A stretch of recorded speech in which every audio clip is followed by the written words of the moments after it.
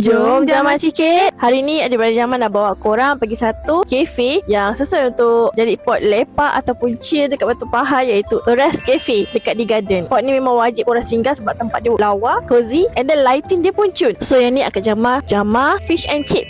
Luar dia memang rangup, lepas tu isi ikan dia lembut, and then bila cecah dengan sos dia pun dah sedap dah, and tak rasa muak pun. Adik Jamal pula try truffle pizza. Bau dia je dah boleh buat perut berbunyi. Cheese dia memang cair, lepas tu kulit pizza dia crispy, lepas tu ada aroma truffle tu memang rasa classy. Kalau korang suka yang lebih meaty, beef pizza ni memang jadi favourite lah sebab daging dia juicy, ada rasa smoky sikit.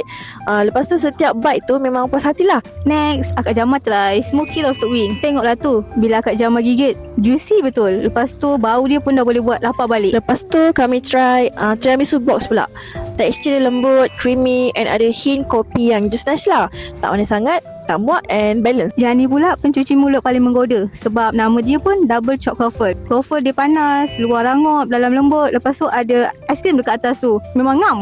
Lepas dah makan, mestilah nak minum air kan. So adik-beradik Jamal pun order ice French rose latte dan subaki hojicha ice.